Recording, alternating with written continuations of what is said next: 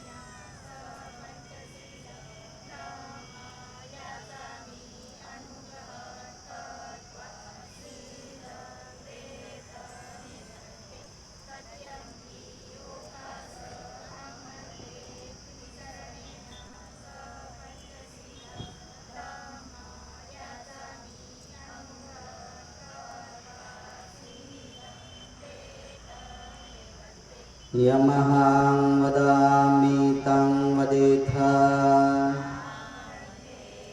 नमो तस्स भगवतो अरहतो सम्मा सम्बुद्धस्स.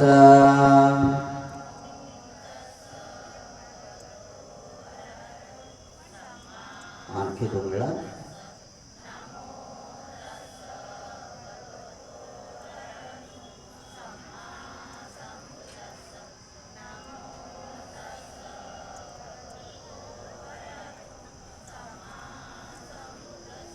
बुद्धं शरणं गच्छामि, धम्मं शरणं गच्छामि, संघं शरणं गच्छामि, द्वितीयं बुद्धं शरणं गच्छामि,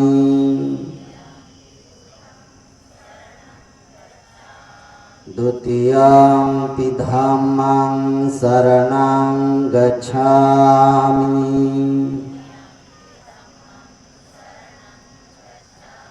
द्वितीयं संघं शरणं गच्छामि,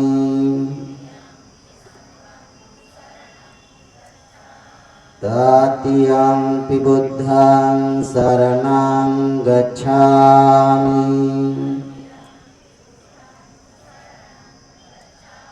तृतीयं धम्मं शरणं गच्छामि,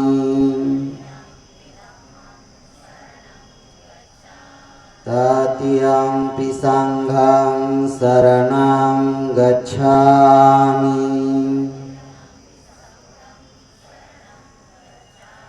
शरणागमनं सम्पूर्णं पानातिपाता वेरमणि सिक्खापदं समाधियामि,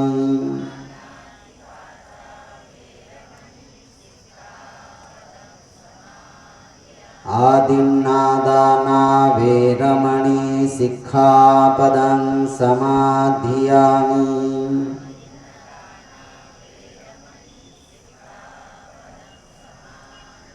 कामेषु मिथ्याचारा वेरमणि सिक्खापदं समाधियामि।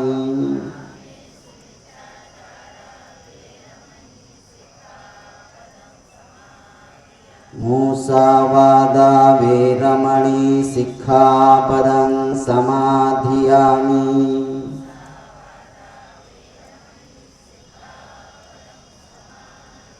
सुरामेरयमाज्जपमादट्ठाना वेरमणि सिक्खापदं समाधियामि।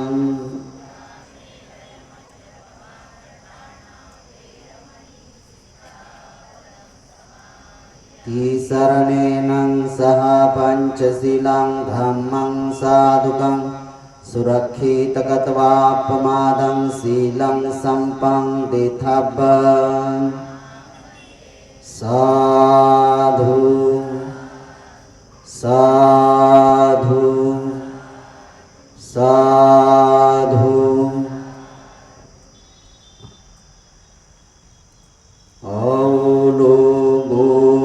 जगत के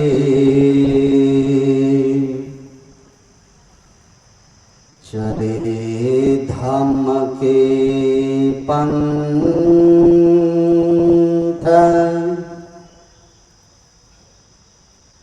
इस पथ चलते ज्ञानी जन।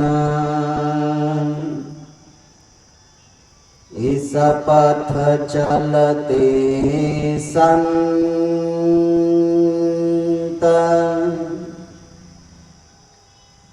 आओ मानव मानवी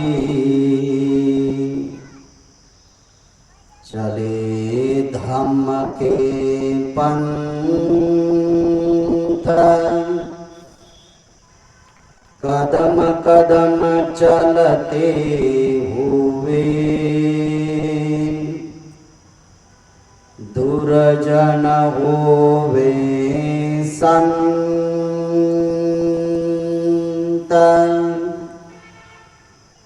करे दुख का अंत।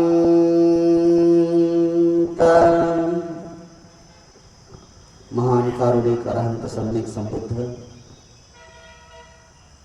संबुद्ध आणि सुव्याख्यात केलेला सद्धम्म सद्धम्माती पवित्र जीवन विधी करणारा भगवान अरहंत सम्यक संबुद्धाचा श्रावक संघ या त्रिरत्नाला वंदन करून बोधिसत्व परमपूज्य डॉक्टर बाबासाहेब आंबेडकर यांच्या धर्मक्रांती शेवटचा श्वास असेपर्यंत समर्पण।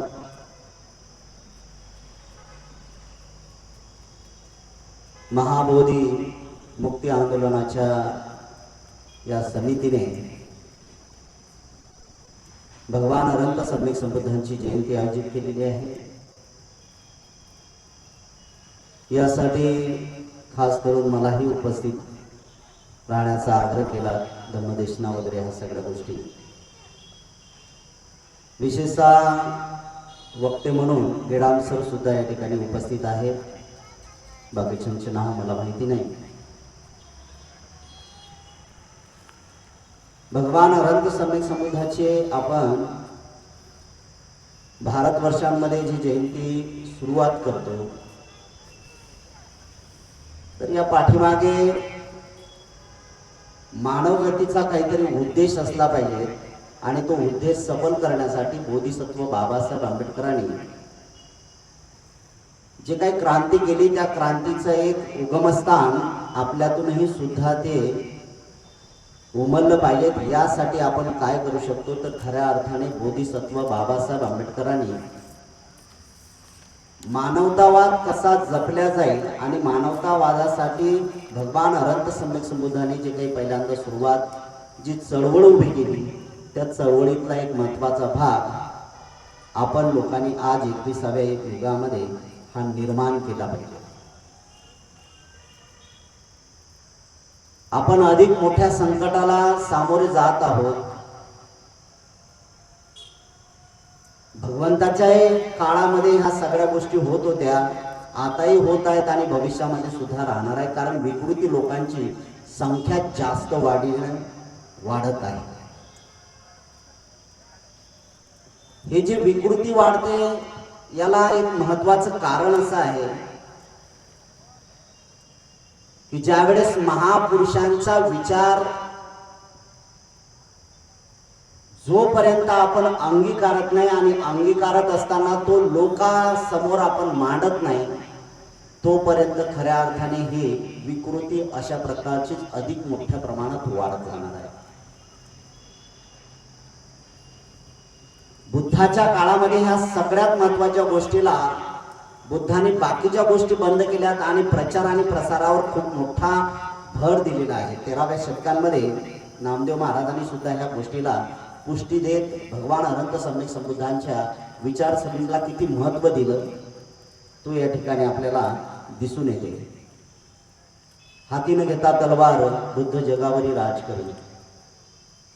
याला एकच कारण आहे, प्रचार प्रभावशाली हे जे महत्वाच्या गोष्टी नामदेव महाराजांपासून 13व्या शतकापासून याची सुरुवात केली ते आजपर्यंत तुमच्याच अमरावतीचे आणि बाजूचे तुकडोजी महाराज यांनी सुद्धा हे स्लोगन या ठिकाणी जाणीवपूर्वक बोलल्या गेलेले आहे. त्यांनी सुद्धा बुद्ध जयंती का असायला पाहिजेत आणि बुद्ध जयंतीचं का चांगल्या प्रकारचं इथं मार्गदर्शन होणं हे तेवढीच काळाची गरज आहे. खऱ्या अर्थाने 1962 मध्ये तुकडोजी महाराज हे जे संघ त्या संघाच्या मीटिंग मध्ये दामोदर हॉलमध्ये मुंबईला उपस्थित होते. त्यांच्यावर काही जिम्मेदाऱ्या दिल्याचे काम केलं तरी सुद्धा बुद्धाची जयंती त्यांनी का म्हटली किंवा बुद्धाच्या जयंतीला का महत्वाचं स्थान दिलं हा विचार करणं आज आपल्याला भाग पडला पाहिजे. एक तर पहिली गोष्ट आहे की बुद्ध हा मानवतावाद स्वीकारतो आणि मानवतावाद हा जास्त प्रचारात आणतो, कारण जोपर्यंत माणूस हा सुरक्षित राहत नाही तोपर्यंत तो दुसऱ्या माणसाला सुरक्षित ठेवू शकत नाही. बुद्धाच्या हयातीतले असे बरेचसे उदाहरण आहे की अंगुलीमालाच्या जीवनासंबंधी जो काही विचार बुद्धाने मांडला, एवढी अंगुलीमालामध्ये विकृती निर्माण झालेली होती की त्या अंगुलीमालाला केवळ फक्त एक सद्विचार तेवढंच एक महत्वाचं आहे की शिलाचरण काय असते, त्या शिलाचरणाच्या माध्यमातून बुद्धाने अंगुलीमालाला की जो माणसं सर्रासपणे कापून काढतो, माणसाची अवहेलना करतो, अमानवतावाद निर्माण करतो, अशा विकृती माणसाला बुद्धाच्या संपर्कात आल्यानंतर कसा तो माणूस बनतो आणि जगामध्ये एक नव्याने स्वतःचा इतिहास निर्माण करतो, हा एक महत्वाचा इतिहास बुद्धाच्या वचनातून सुरुवात होतो. आज भारतामध्ये सुद्धा अंगुलीमालांसारखे भयानक लोक निर्माण झालेले आहेत. हे तुमची नैतिक जबाबदारी आहे. मी जाणीवपूर्वक बोलतो की हे तुमची नैतिक जबाबदारी आहे. काय नैतिक जबाबदारी आहे? जोपर्यंत तुमच्यातल्या तुम्ही विकृती गोष्टी दूर करत नाही तोपर्यंत ना बाबासाहेब समजणार आहे ना बुद्ध समजणार आहे. बुद्धाला समजायचं असेल तर त्या अगोदर पहिल्यांदा आपल्याला बाबासाहेबाला समजून घेणं खूप काळाची गरज आहे. एक शेवट सहज बुद्ध तुम्हाला पचनी पडेल पण बाबासाहेब पचनी पडू शकत नाही, कारण वर्तमान काळामध्ये बोधिसत्व बाबासाहेबांनी जो काही मानवतावाद व्यवस्थितपणे मांडला आणि मानवतावाद कसा सुरक्षित राहील याचे जे काही सूत्र दिले त्या सूत्रावरच पहिल्यांदा घणाघाती हल्ला या ठिकाणी सरकारच्या माध्यमातून होताना दिसते. हे कुठेतरी थांबलं पाहिजे. तर यासाठी पहिल्यांदा लोक जागृत असणं खूप महत्वाचं आहे.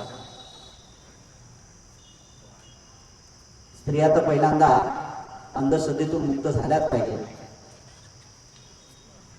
आम्ही जसे स्टँडर्ड मेंटेन करतो तशा प्रकारची अंधश्रद्धाही सुद्धा आम्ही मेंटेन करत आहोत. काल परवाचं एक उदाहरण जर बघितलं, त्याचं नाव घेण्याची काय आवश्यकता नाही, पण मोठे मोठे महिलाही सुद्धा की जे महाराष्ट्राचं नेतृत्व करणे इतपत योग्यता दाखवतात, अध्यक्ष बनतात, त्या सुद्धा अशा भोंदूबाबाला ज्या वेळेस बळी पडतात तर नक्कीच चिंता आहे की बुद्धाच्या पंचशिलावर घाला घातला आणि बुद्धाच्या पंचशिलावर घाला घातला की अराजकता माजायला इथे सुरुवात झाली आणि तेच या माध्यमातून होतो. याला जबाबदार पहिला जर कोणी असेल तर तो फक्त केवळ महाराष्ट्राचा मुख्यमंत्री फडणवीस आहे, कारण 2014 मध्ये त्यांनी ही विकृती निर्माण करून दिलेली आहे. ही त्यांनी विकृती निर्माण केली. एका इकडे बुद्धाचं नाव किंवा एका इकडे बाबासाहेब आंबेडकरांचं नाव सांगायचं आणि दुसरीकडे हे बाबासाहेब आणि बुद्ध किंवा जे राष्ट्रसंत जे आहेत तुकोबाराय असेल किंवा बुद्धाच्या विचाराप्रमाणे जे काही लोक चालणारे असतील त्यांना कसं दूर रोखता येईल याचा शिस्तबद्ध विचार केलेल्या या विचारसरणीला आपण काय करू शकतो, तर यासाठी आपण त्यांच्याशी काहीच करू शकत नाही, कारण ते 4 पावलं पुढे आपल्याला निघून गेलेले आहेत. एक महत्वाचं आहे, कारण बोधिसत्व बाबासाहेब आंबेडकर त्या काळात एकटे होते आणि एकट्यानेच हा बुद्ध पुन्हा जिवंत केला. आपण बोधिसत्व बाबासाहेब आंबेडकरांचे सगळे स्वतःला अनुयायी समजणारे लोक आपण बुद्ध का बुजू शकत नाही आणि बोधिसत्व पुन्हा बाबासाहेब का जिवंत ठेवू शकत नाही, हे सगळ्यात मोठी शरणीची बाब आमच्या लोकांमधून निर्माण होताना दिसते. केवळ बुद्धाला देव म्हणून चालणार नाही. बुद्ध एक आमचा देव आहे. अरे तू पहिल्यांदा सुपर सायंटिस्ट आहे. बुद्ध हा सुपर सायंटिस्ट आहे. लोकांचं कल्याण कसं होईल आणि पहिल्यांदाच त्यांच्या मुखातून स्लोगन बाहेर पडेल ना की बहुजन हिताय बहुजन सुखाय. त्यांच्या जर जीवनाचा विचार आपण केला तर एक ते राजकुमार आहे, त्यांना घरबार सोडण्याचं काय आवश्यकता होता, कारण त्या काळातही सुद्धा अराजकता या लोकांनी माजवलेली होती. त्याही काळात असे बरेचसे लोक, महिला असतील पुरुष असेल, अशा विचारसरणीला बळी पडले होते. मग ते आलाराम असतील, उद्धवराम पुत्र असेल किंवा 3 काश्यप बंधू असतील, ह्या सगळ्या गोष्टीचा विचार करत असताना या लोकांनी संकुचित ज्ञान प्राप्त केला आणि आपलं अस्तित्व निर्माण करण्याचं काम केलं. लोकांची कशी पिळवणूक होईल, लोक कसे त्याला बळी पडण्यात जातील आणि लोक आमच्या कसे बांधिलकीत राहतील, याच्यासाठी पहिल्यांदा जर खऱ्या अर्थाने बंड करण्याचं काम केलं. आणि सत्य मार्ग जो खऱ्या अर्थाने दाखवणारा जर कर्मपुरुष असेल तर तो बुद्धाशिवाय दुसरा दिसत नाही, कारण हजारो पिढ्या अंधकारात घालवलेल्या आहेत. पुन्हा इथं प्रकाशाची वाट चालायची असेल तर पहिल्यांदा माणसाने सचित राहिलं पाहिजे, माणसाने जागृत राहिलं पाहिजे आणि माणसाने पहिल्यांदा आपण कोण आहोत याचं भान ठेवलं पाहिजे. बुद्धाचा विचार हा जसा महाराष्ट्रात पुरुषासाठी तेवढाच महत्वाचा आहे, तसा जगासाठी सुद्धा तेवढाच महत्वाचा आहे. जगातल्या सगळ्या लोकांसाठी तर बुद्धाच्या विचारामध्ये कुठल्याही प्रकारचा भेदभाव नाही आहे. इथं कुठल्याही बुद्धाच्या विचारामध्ये कमी जास्त नाही आहे.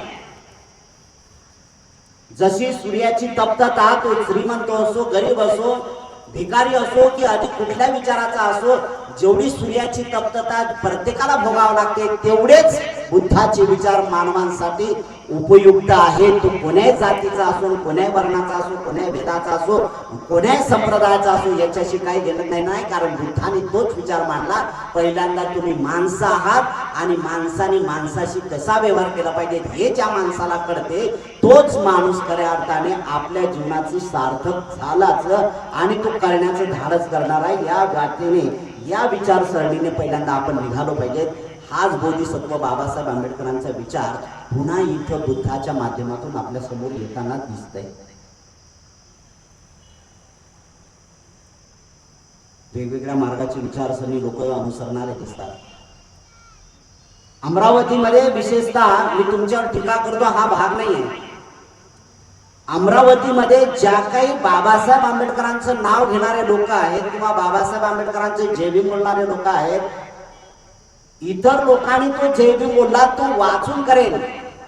जसं की एखादा माणूस आहे, इतर संप्रदायातून आला किंवा इतर धर्मातून आला, पण त्याला ज्ञानाची कसोटी कळली, त्यानं ज्ञान पिपासूपणा केला आणि सत्य काय त्याला गवसलं. आणि सत्य गवसल्यानंतर त्यांनी ज्यावेळेस बाबासाहेबाला जाणलं, त्याच्यातून जो काही जय भीम निघणार ना तो शुद्ध स्वरूपाचा असेल. पण ज्यांनी स्वतः बाबासाहेब आंबेडकरांची नाळ जोडलेला आहे, आम्ही जय भीमाले आहेत असं म्हणणाऱ्या लोकांकडे ज्यावेळेस आपण बघतो, त्यासारखा बाबासाहेब आंबेडकरांचा अपमान करणारा समाज कुठला दिसत नाही. तो तेवढा आंबेडकरी समाज असणार आहे. का होते असं?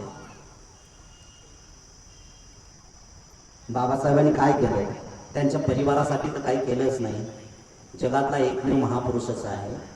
त्यालाही कुटुंब होतं, त्यालाही प्रपंच होता, त्यालाही काहीतरी निर्माण करता आलं असतं.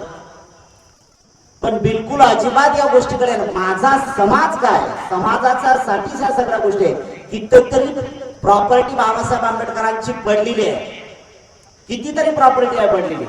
केवळ समाजाला बहाल केलेलं आहे, केवळ समाजाचं हित जपण्याचं काम बाबासाहेब आंबेडकरांनी केलं. पण ज्या समाजाकडे केल्याची ही नैतिक जबाबदारी होती, त्या समाजाने स्वतःची उन्नती करण्याऐवजी तो अधोगतीच्या आणि अंधश्रद्धेच्या मार्गाला पडलेला आहे. तो स्टँडर्ड जरी असला, तो शिकलेला जरी असला, तरी सुद्धा तो आजही सुद्धा बाबासाहेब आंबेडकरांचं नाव घेत असताना देवदेवतांच्या नांदी बंधुगिरीच्या मार्गाने आजही सुद्धा तो जात आहे. आणि जोपर्यंत हा समाज या मार्गातून निष्ठून जात नाही आणि स्वच्छ प्रांजळ मनाने तो बाबासाहेब आंबेडकर आणि बुद्धाला अनुसरत नाही, तोपर्यंत इतर लोक आदर्श घेणार नाहीत. ही नैतिक जबाबदारी 1956 मध्ये बोधिसत्व बाबासाहेब आंबेडकरांनी तुम्हाला आम्हाला दिलेली आहे.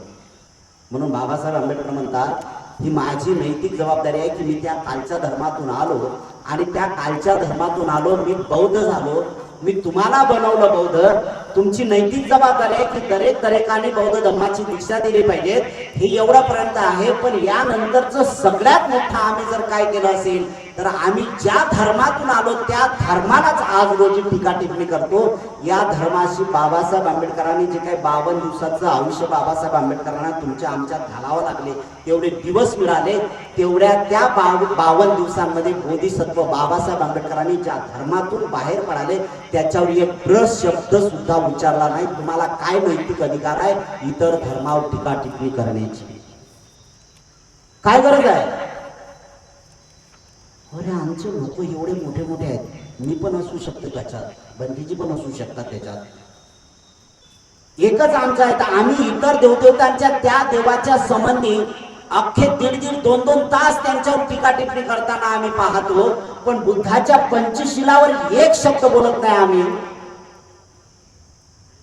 आम्ही बुद्धाला संपवतो, बाबासाहेब आंबेडकरांना संपवतो की त्या लोकांना वरती काढतो? आम्ही काय करत आहोत याचा आम्हाला भान असलं पाहिजेत ना.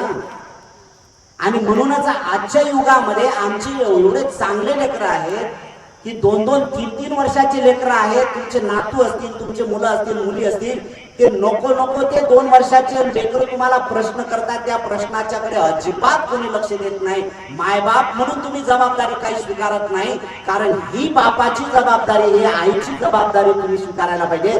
त्या लेकराचं समाधान होईल असं उत्तर द्यायला पाहिजे. उलट त्या लेकराच्या प्रश्नाला आपण काही वाचा फोडण्यासारखं असं प्रोत्साहन देत नाही, उलट त्याला थांबवतो आणि आम्ही कुठल्या तरी वेगळ्या मार्गाने जाण्याचा प्रयत्न करतो. हे सगळ्यात मोठं बाबासाहेब आंबेडकरांच्या येणाऱ्या नवीन आंबेडकरी चळवळीच्यासाठी आम्ही सगळ्यात मोठं घोतक निर्माण करत आहोत. आम्ही तिथं ब्रेक निर्माण करत आहोत. हे निघण्यासाठी आम्ही काय केलं पाहिजे तर यासाठी स्वतःला वाचणं शिका. आम्ही कोण आहोत हा विचार करायला शिका. तुम्ही साधे लोक नाही आहे. मी पर्टिक्युलरली कुठल्याही समाजावर बोलत नाही आणि विशेषतः तुमच्यावर तर बोलणारच नाही. तुम्ही आंबेडकर म्हणणारे लोक, आंबेडकर चळवळीतले लोक म्हणणार आहात ना, तर पहिल्यांदा तुम्हाला तपासलं पाहिजे. कारण बाबासाहेब केवळ मर्यादित राहिलेले नाही आणि यदा कदाचित तुम्ही केवळ संकुचित भावनेने बाबासाहेब आंबेडकरांना मर्यादित करत असाल, यासारखं महापातक कोणीच करू शकत नाही. बाबासाहेब आंबेडकरांना जगाच्या दृष्टिकोनातमध्ये झोपडीपर्यंत की ज्यांनी कालपर्यंत बाबासाहेब आंबेडकरांना शिव्या घेतल्या ते आज त्यांची जयंती साजरी करतात. हा खऱ्या अर्थाने बोधिसत्व बाबासाहेब आंबेडकरांनी बुद्धाचा घेतलेला विचार हा जगाकडे पुन्हा युद्ध नको युद्ध व्हा हे घोतक आमच्या समोर ठेवलं आणि त्या विचारसरणीने आम्ही चाललं पाहिजे. हे आम्ही सुरुवात केली पाहिजे. आणि म्हणून आमच्या आंबेडकरी चळवळीतल्या किंवा जे स्वतःला बौद्ध समजणारे लोक आहेत, या लोकांनी किमान या 5 गोष्टीकडे जाणीवपूर्वक लक्ष दिलं पाहिजे. नंबर 1, मी हत्यारा होणारच नाही, मी चोरी करणारा होणारच नाही, मी बेविचारी बनणारच नाही, मी खोटं बोलणारा, निंदा करणारा, चुगली करणारा, चाहडी करणारा बनणार नाही, मी व्यर्थ बडबड करणारा नसलं पाहिजे. आणि विशेषतः मी कुठल्याच प्रकारचं नशापान करता कामा नये. या गोष्टीचं जे आंबेडकरी चळवळीत लोक विचार करतात ती चळवळ जेव्हा ही लोकांच्या समोर आदर्श बनेल, त्यासाठी तुम्ही मायबाप तुम्हाला आदर्श बनले पाहिजे. कारण तुमच्या लेकरांची दिशा भांगलेली आहे. 14 वर्षाचे लेकर तुमचे प्रत्येक समाजामध्ये फिरतो. त्यापैकी मोठ्या समाजामध्ये ज्यावेळेस तुमच्याजवळ येतो ना त्यावेळेस तुमच्या समाजातली ज्यावेळेस परिस्थिती बघतो तर ही दिसते की तुमच्या 14 वर्षाच्या लेकराची अवस्था बघितली ना तर तो लग्नाच्या कार्यक्रमात, कारण लग्नाची सध्या पिरियड सुरू आहे, या लग्नाच्या कार्यक्रमात गेला तर 14 वर्षाचे लेकर बिंदासपणे धिंगाणा घालतात आणि दारू पितात. कुठे आहेत बाबासाहेब, कुठे आहे बुद्ध? आणि मग आमचे मायबाप या लेकरांना म्हणत असताना बोलतात काय बाबा त्याला संगत लागली, त्याला मित्र. कोण म्हणते मित्राचा तेवढा परिणाम होईल म्हणून? नैतिक जबाबदारी मायबापाची नाही आहे, आई वडिलांची जबाबदारी नाही तुमची. जर हा सुरुवातीपास होईल, मी जाणीवपूर्वक बोलतो, लग्न होण्या अगोदर पासूनच जर तुम्ही बुद्धाच्या विचाराप्रमाणे आणि बोधिसत्व बाबासाहेब आंबेडकरांच्या विचाराने, पुन्हा ते सांगतो की तुम्ही पंचवीस घेण्याची गरज नाही, तुम्ही जर बौद्ध म्हणत असाल तर 22 प्रतिज्ञाचा विचार केला पाहिजे. आणि या 22 प्रतिज्ञामध्ये काय पंचशील नाही का? 17वी प्रतिज्ञा तर डायरेक्ट बाबासाहेब आंबेडकर म्हणतात ना, मी दारू पिणार नाही, सरळ सरळ सांगितलं बाबासाहेब आंबेडकर. मी खोटं बोलणार नाही, 14 प्रतिज्ञा सांगतात. किती महत्वाच्या गोष्टी सांगतात. मी समता स्थापण्याचा प्रयत्न करेन. ह्या सगळ्या गोष्टी करत असताना हे काय करतात तर पंचशील त्याच्यात बाबासाहेब आंबेडकरांनी बुद्ध त्याच्यात मांडला. पण विकृती आमच्या समाजाची पुन्हा ती येते की आम्ही 22 प्रतिज्ञा जाहीरपणे मायकातून बोलतो आणि बोलतो कुठून बोलतो? आम्ही सर्वात पहिल्यांदा 22 प्रतिज्ञेची सुरुवात करतो पहिल्या नंबरापासून. मी ब्रह्मा विष्णू महेश यांना देव मानणार नाही किंवा त्यांची पूजा करणार नाही, तुम्ही गुणवंत बाबाला पूजत राहा. कोण आहे? एका इकडे म्हणायचं की त्याला मानायचं नाही आणि इकडे विकृती निर्माण करणाऱ्या लोकांची पूजा अर्चा करत आहे. बुद्धी गहाण ठेवली का? मग हा विचार तर केला पाहिजेत ना. मी म्हणतो की आपण 70 वर्षाचे बौद्ध झालो आणि 70 वर्षाचे बौद्ध होत असताना आपण आता पहिल्या क्रमांकाच्या प्रतिज्ञेपासून सुरुवात करता कामा नये. कारण एवढं तुमचं बल बाबासाहेब आंबेडकरांच्या विचाराप्रमाणे पूर्णत्वाला गेलं पाहिजे होतं. कारण तुमच्या मुखातून आता 22व्या प्रतिज्ञेपासून सुरुवात झाली पाहिजे. मी इतपर बुद्धाच्या शिकवणीप्रमाणे वागेन अशी प्रतिज्ञा करतो. 21वी 20वी 19वी अशी प्रतिज्ञा आता खालून बोलायला लागले. कारण त्या बापानी त्या काळात त्या परिस्थितीमध्ये एकट्या महापुरुषांनी सगळ्या समाज व्यवस्थेला दूर केलं आणि केवळ फक्त आणि फक्त तुम्हाला उजेडात निर्माण करण्याचं काम केलं. का? की तुम्हाला स्वतंत्र बहाल केलं, की तुम्हाला सचत विवेक बुद्धी यावी यासाठी या सगळ्या गोष्टी केल्या. हे सगळं आम्ही विसरलो. आम्ही फक्त तेवढंच विकृतीच्या माध्यमातून होतो, गरज नाही याच्यात. आणि मला तुम्हाला जाणीवपूर्वक सांगायचे आहे, जो काही त्या वर्गातला त्या प्रवर्गातला जो काही माणूस शिकलेला आहे, सुशिक्षित झालेला आहे, तो सुद्धा हलक्या आवाज म्हणते की मला हे पटत नाही आहे. तो हलक्या आवाजात म्हणतो मला गौरी गणपती पटत नाही आहे. तो हलक्या आवाजात बोलतो कारण त्याच्या अवतीभोवती असणारे जे काही विचार जुनाट विचाराचे लोक आहेत त्यांना तो घाबरतो. त्याचा घाबरण्याचा एक भाग आहे, त्याचा मान सन्मान ठेवण्याचा आहे. ते काय अगदी जुन्या विचाराची पिढी मृत्यू पावली ना तर पुन्हा हे सुशिक्षित लोक बुद्धाच्या विचाराप्रमाणे चालतील आणि त्याच वेळेस बोधिसत्व बाबासाहेब आंबेडकरांचा पूर्ण होईल. पण जर अशा प्रकारचे राज्य सरकारच्या माध्यमातून अशी विकृती निर्माण करणारे तुम्ही लोकांनी, आम्ही लोकांनी, सगळ्या लोकांनी अशी विकृती निर्माण करणारे लोक जर त्या पदावर बसवले तर शासनाचा आधार घेत असताना पुन्हा होते. म्हणून तो एक काळ आठवतो की पुष्पमित्र सुंगाने जे काही फरमान काढलं होतं तोच विचार इथेही सुद्धा होत आहे. याला थांबवण्यासाठी तुमचे बुद्ध विचार जागृत ठेवले पाहिजेत आणि तुमचे बाबासाहेब आंबेडकरांचे विचार प्रखरतेने बाहेर आले पाहिजेत. कोणाला कमी लेखण्यासाठी नाही, ते एकदम धारदार नाही, ते धारदार तेवढेच असतील कारण तुमच्यात पहिल्यांदा आचरणात बदल झाला की तिथून बाकीच्या गोष्टी तयार होणार आहेत. यासाठी करा. म्हणून मला काय करायचं आहे की हे धम्म परिषद किंवा हे तुमची बुद्ध जयंती शिकवते आणि म्हणून म्हणतो की बुद्धाची जयंती साजरी करत असताना बुद्धाने किती महत्वाचं स्थान दिलंय. ऍट अ टाइम वैशाखी पौर्णिमेला 3 गोष्टी झाल्यात बुद्धांच्या: जन्म, ज्ञानप्राप्ती आणि निर्वाण, महापरिनिर्वाण. हा एक मोठा प्रश्न निर्माण झाला की बुद्धाने जन्माला महत्व द्यायला पाहिजे की अगदी ज्ञान प्राप्तीला द्यायला पाहिजे की किंवा अधिक महत्वाचं आहे की निर्वाण आला किंवा त्यांचा मृत्यू झाला, आपल्या भाषेत सांगायचं झालं त्यांचा मृत्यू झाला त्याला महत्व द्यायला पाहिजे? हा प्रश्न आनंदाने सुद्धा भगवान अनंत सम्यक संबुद्धाला विचारलेला आहे. भगवान अनंत सम्यक संबुद्ध म्हणतात, आणि हे जरी महापरिनिर्वाण होत असेल ना तर यासाठी मी गेलो याचं दुःख करण्याची गरज नाही. हा विचार तसाच लोक कल्याणासाठी ठेवायचा असेल तर हो द्या. इथल्या लोकांची जी संस्कृती आहे, इथल्या लोकांचं जे कल्चर आहे, या कल्चरनुसार हे सगळे विचार प्रेरणादायी ठरले पाहिजेत. म्हणून भगवान अनंत सम्यक संबुद्धाची बॉडी 7 दिवसांपर्यंत ठेवली आणि सगळ्या लोकांनी उत्साह केला. मरणे दुःख नाही आहे. बुद्धाच्या जन्मामधला मरण हा दुःख नाही आहे. दुःख त्या लोकांना आहे की जीवन जगण्यासाठी जे काही दुःख निर्माण करतो ते मृत्यूनंतर सुद्धा दुःख तयार होते, हे नाही आहे. बुद्ध हे जन्म मरणाच्या चक्राच्या पलीकडे गेलेले आहेत.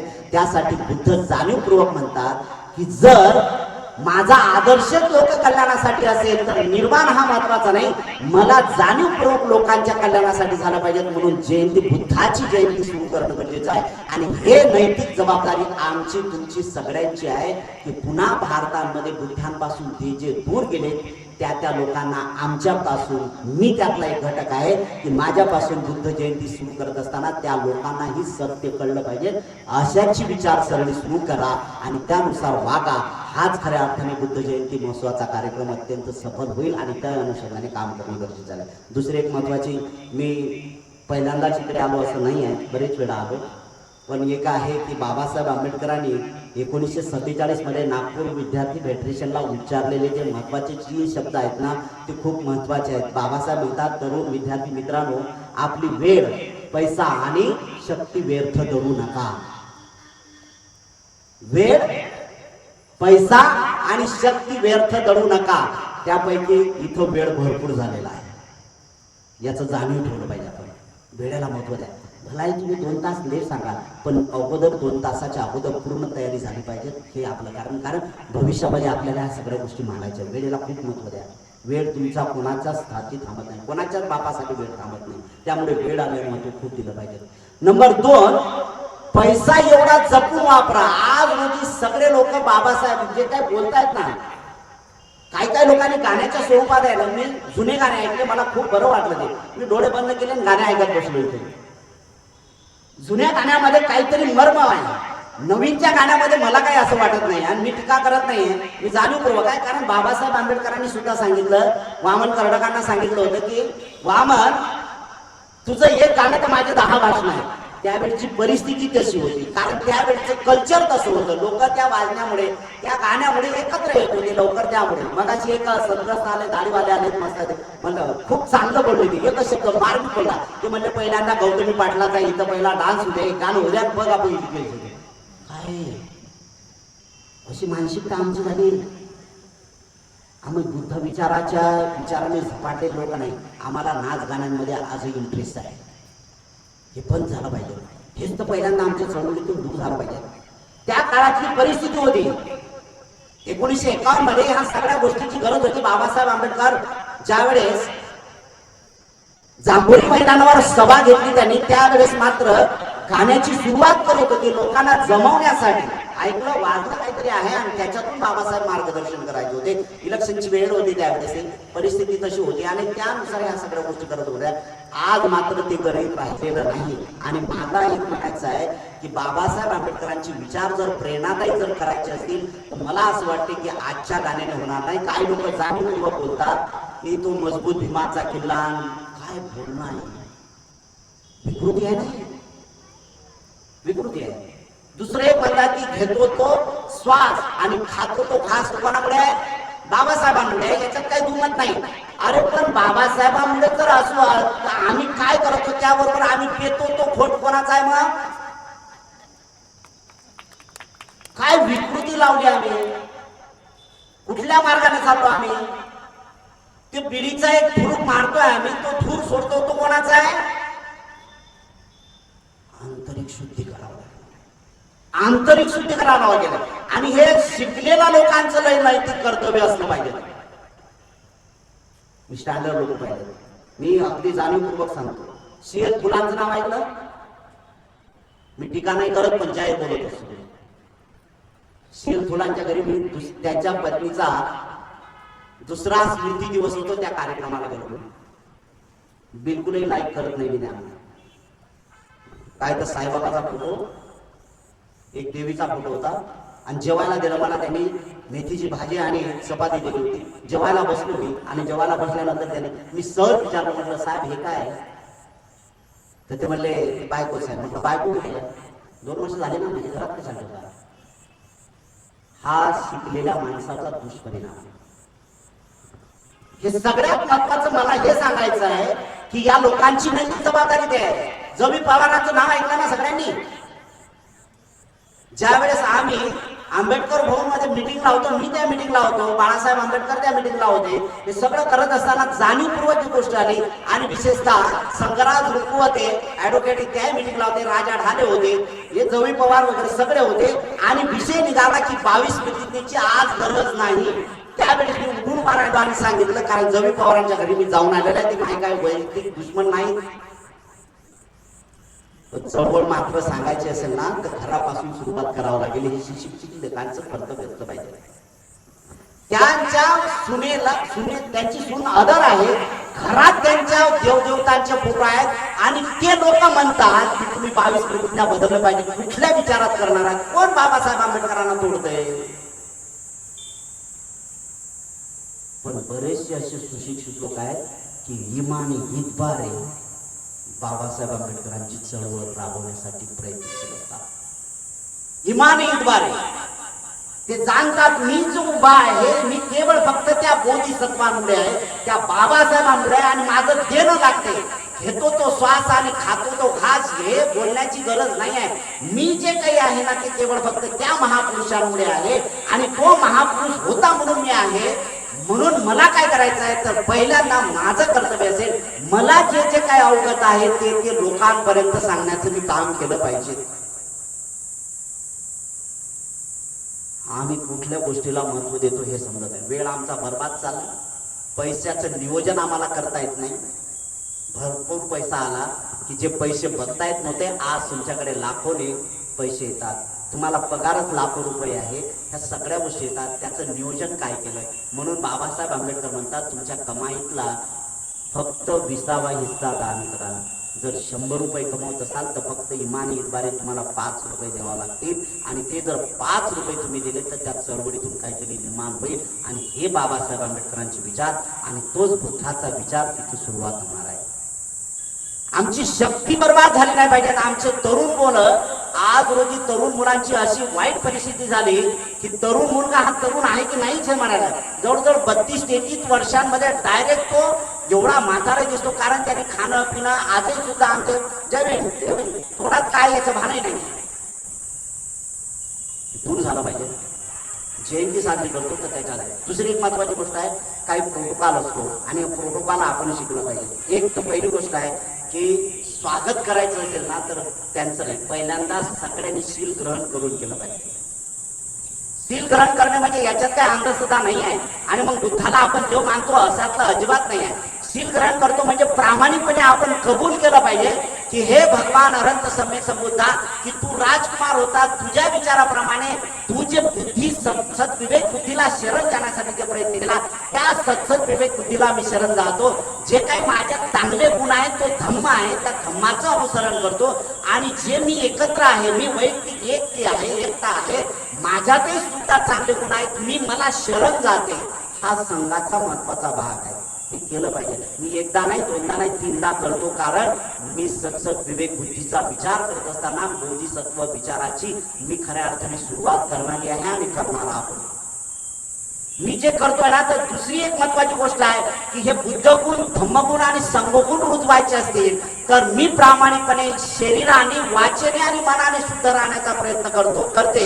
कारण शील महत्वाचा आहे. मी हत्या, चोरी, बेविचार, खोटा आणि नशापान करत नाही. मी केलेलं नाही, केलं असेल मला माहित नाही, पण या क्षणामध्ये मी करणार नाही अशी शपथ ग्रहण करतो आणि त्या विचारसरणीप्रमाणे चालतो. आणि पुन्हा बोधिसत्व बाबासाहेब आंबेडकरांचे विचार आणि पुन्हा बुद्धाचे विचार या भूमीमध्ये पाय रोवण्यासाठी मी खंबीरपणे, जाणीवपूर्वक विचारसरणीने काम करतो. आणि त्यासाठी मी शुद्ध आहे, शुद्ध आहे, शुद्ध आहे हा जर विचार तुम्ही केला तर नक्कीच ती सुरुवात होईल. म्हणून कुठलाही कार्यक्रम करत असताना पहिल्यांदा शील ग्रहण करायला सुरुवात करा. मी बुद्धाला शरण, सिद्धार्थ गौतम शरण गच्छामी म्हणत नाही आम्ही, बिलकुल नाही. आम्ही आम्हाला शरण जाण्याचं काम केलं पाहिजे आणि तिथून सुरुवात. आणि ते शरण स्थान केवळ फक्त भगवान अनंत सम्यक समुदाय निघले. म्हणून तुमच्यातले सद्विचार जे आहेत, सद्गुण आहेत, त्याला शरण जाण्यासाठी प्रयत्नशील असलं पाहिजेत. आणि हे सद्गुण फक्त या पंचशीलाचं पालन केल्यामुळेच होतात. आणि तोच विचार आपण आपल्यातून सुरुवात ठेवणं आणि इथं बुद्ध जयंती साजरी करणं हे खूप महत्त्वाचं आहे. आणि यासाठी नवीन पिढीला आपण जे काही मार्गदर्शन करणार आहात, नवीन पिढीसाठी आपण जे काही निर्माण करणार आहात, हे आपल्या मायबापासून होईल एवढंच आपल्या सगळ्यांकडून अपेक्षित करतो. खरं तर म्हणजे मला उद्या सकाळीच मुंबईला निघायचं आहे, बाय कारनीच निघायचं आहे. त्यामुळे मी आलो तर लवकर आलो, कारण मला माहीत होतं मी जास्त वेळेला महत्त्व दिलं. मी त्यांना त्यांची वेळच मला 6:30 सांगितली होती. मी 6 वाजून म्हणजे 32 मिनिटांनी इथे आलो. 32 मिनिटांनी या ग्राउंडमध्ये यासाठी आलो कारण मी बाहेर थोडासा विचार नाही केली की बाबा ग्राउंड कुठे आहे, ग्राउंड कुठे आहे. मी तसा इथं 6 वाजून 22 मिनिटांनीच पोहोचलेला आहे, पण इथे येण्यासाठी मला 32 मिनिटं लागलेत. 6 वाजून 32 मिनिटं. पण एवढंच आहे काय की आपल्याला जेवढं वेळेला महत्त्व दिलं हे सगळ्यांची नैतिक जबाबदारी आहे, आयोजकाची नैतिक जबाबदारी नाही आहे. जे जे ऐकणारे आहेत त्यांची नैतिक जबाबदारी आहे. आणि हे जर तुमच्या घरापासून तुम्ही वेळेचं महत्त्व करायला सुरुवात केला ना, तर नक्कीच तुम्ही मोठे व्हाल, नाही आदर्श बनाल, एवढं सगळ्यांकडून अपेक्षित करतो. मला ऐकलं त्याबद्दल धन्यवाद. कोणाचं मन दुखलं असेल तर त्याबद्दल क्षमस्व. आपण या विचारसरणीची सुरुवात करा. या नगरामध्ये, या गावामध्ये ज्या जाती धर्म पंथाचे वर्णाचे भेदाचे लोक आहेत, मला यांच्याशी काही घेणं नाही, माणसं आहेत. त्या माणसाच्या सगळ्यात त्यांच्या प्रती आणि त्यांच्या कुटुंबियाच्या प्रती मंगल कामना करतो. आपल्या सगळ्यांचं खूप मंगल हो, खूप कल्याण हो, खूप सुखी हो, सगळ्यांचं खूप भलं हो, भलं भलं.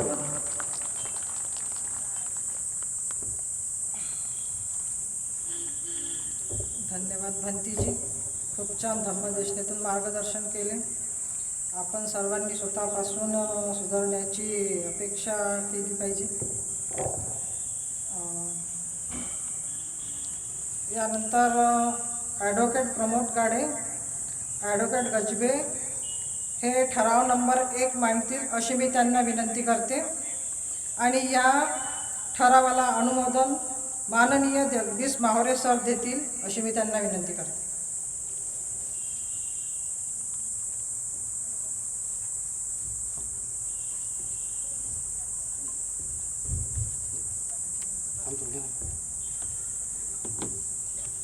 महाबोधी महाविहार मुक्ती आंदोलन समितीतर्फे एक ठराव मंजूर करण्यात आलेला आहे. ठराव आहे 1949चा Mahabodhi temple management committee act रद्द करा. हा जो ठराव आहे, हा ठराव माननीय तहसीलदार साहेब तिवसा यांच्यामार्फत माननीय महामहिम राष्ट्रपती महोदय कार्यालय नवी दिल्ली यांना पाठवायचा आहे. तरी सर्वांनी हे जे निवेदन आहे याच्यावर सह्या करून सहकार्य करावं.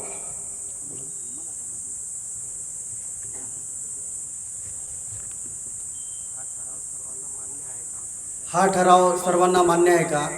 हात वरती करा सर्वांनी. मान्य आहे ना? मी या ठरावाला अनुमोदन देतोय. धन्यवाद.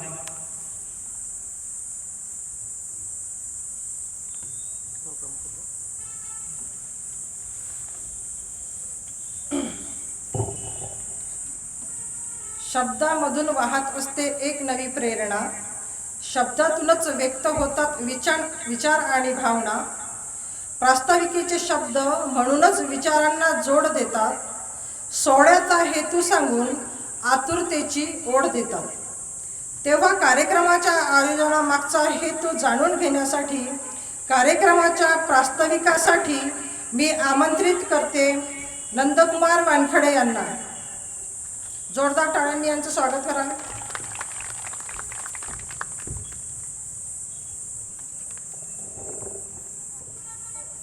ज्यांची आज भव्य जयंती उत्सव आपण सर्व साजरा करत आहोत ते तथागत सम्यक संबुद्ध छत्रपती शिवाजी महाराज, क्रांतीसूर्य महात्मा ज्योतिराव फुले, राजश्री शाहू महाराज,